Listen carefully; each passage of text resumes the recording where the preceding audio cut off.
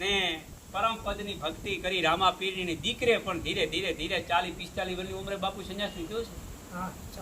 40-45 વર્ષની ઉંમરે પરિવારને હુંપી દીકરે પણ ભગમાં ભેખ પહેરી આપણી નજર આમાં બાપજી દેખાય છે. અને એવામાં એવું કહેવામાં આવે છે કે ગુરુ બ્રહ્મા, ગુરુ વિષ્ણુ, ગુરુદેવો મહેશ્વર, ગુરુ સાક્ષાત પરિબ્રહ્મ તસ્મે ગુરુએ નમઃ. બાપુ સંગતે એસા ફળ છે બાપુ. અને કાગ બાપુ પણ બાપુ કહે છે, સુંદર મજાનું બાપુ કહે છે, કયા અવસર નહીં આવશે ઈશ્વર પાખે એ હરી રસ બજ પ્રાણિયા જન્મ સફળ કર દે. ઈશ્વરદાન ગઢવી બાપુ કે ઈશ્વર બડા ઓલિયા, ઈશ્વર બાતે અગાધ, પલરો કીધો માર પરસાદ.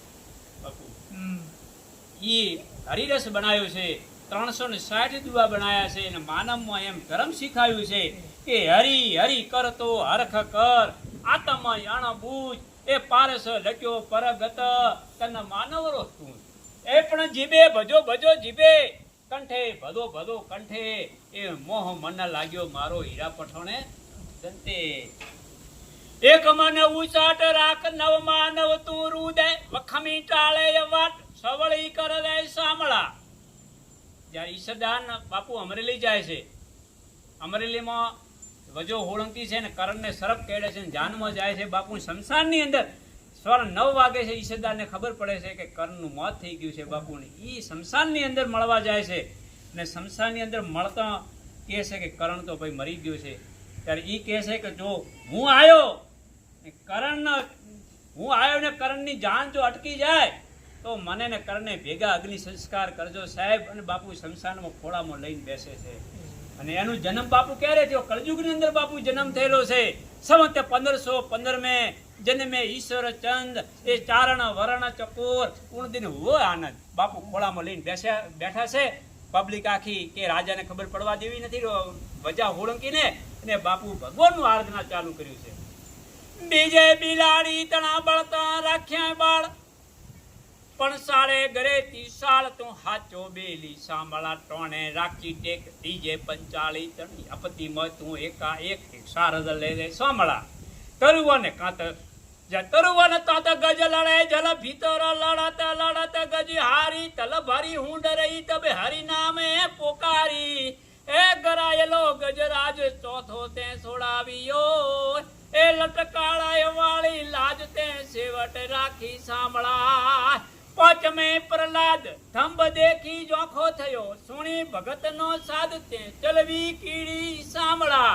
ઈશ્વરદાન એમ કહે છે કે પ્રહલાદની વખતે હરણાકંસે લોહનો થંભ તપાયો, અને પ્રહલાદને મનમાં બાપુ બિયાણ હતો, મનમાં ડર આવી હતી કે આ લોહનો થંભ છે, હું બાદ કાઢીશ, હું મરી જઈશ. એ ભગવાનને ખબર પડી અને સિંદૂરની કીડી થઈ અને પરમાત્મા ચડે ઉતરે છે અને બાથ ખાલી. પણ નરસિંહ રૂપી નાથ સટો હરણાકંસ ને સળ્યો, એ હરી વધારી હાથ તે સુવાર્યો. સામળા પથરે બોધી પાળ સમુદર ઉપર સાતમે, ઈ રાવણ વાળું રાજ તે સગલું રોળ્યું સામળા. હવે બાપુ 4 દાડા થયા છે, 5 દાડા થયા છે. આ બાજુ વજા હોળકીનો ઘડા ભરાય છે, આ બાજુ ભૂખો ને તરસો ભગવાનનું આરાધના ચાલુ કરે છે શમશાનની અંદર. અને હે તું આય, હે પરમાત્મા તું આય. અને ત્યારે કહે છે લાખો ગરેતી લાજ અભંગ રાખી તે આઠમે, કીધાય ઉત્તમ કામ પાંડવો એ તણાય સાંભળા. પણ નમે નરસિયા તણી એ લેતો નાગર લાલ નમે નરસિયા તણી, એ મોમેરું મહારાજ તે સગડું પૂર્યું સાંભળા. જે આ બાજુ નરસિંહ મહેતાની હોંસી થાય છે, અને આ બાજુ મોમેરા ભરાય છે, ને ઈ સતારતી એમ તુહી કરે છે. 56 કરોડનું બાપુ મોમેરો કર્યો તો. હે પરમાત્મા, હે ઈશ્વર, ધીરે ધીરે ધીરે ધીરે તું આય. એ કરણને બેઠો કરી દે.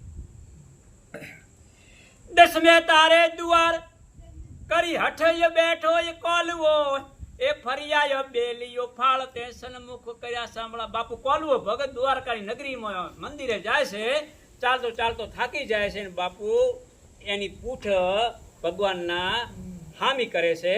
હવાના પૂજારી આવે છે, અને પૂજારી કહે છે કે ભાઈ મંદિર હામું જોવું કે મારે ફરવાનો મોખ નથી.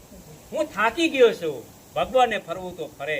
અને એ દ્વારકાનો નાથ, એ કૃષ્ણ ભગવાન મંદિર શીખ એના સામું આવ્યું હતું. દસમે તારે દ્વાર કરી હઠે બેઠો એક કોલવો, ફર્યા બેલીય ફાળ, એ સન્મુખ કર્યા સામળા. એક બાપ સુથાર હતા, ઝોપડો સજાવવા માટે આંકડા કાપવા જાય છે, ને આંકડાને કુવાડીઓ મારે છે, અને દૂધ નીકળે છે, ને પગને કુવાડિયા ઝીકાવે છે. નેમો પાળી નેમ રેલતો 11 રેતો યસાળ, એ અગ્નિ મોય તો એમ તે સાજો રાખ્યો સામળા. જે પગને કુવાડિયા મારી મારી પગને પાટા બોધે છે, અને રાતો રાત ભગવાન એનું મકામ કરે છે. દીધું હોય જાણ વિખય હાળાય હળ બાર મે, એ પૂતનાય વાળા પ્રાણ તે શું સીલી દાસ સામળા.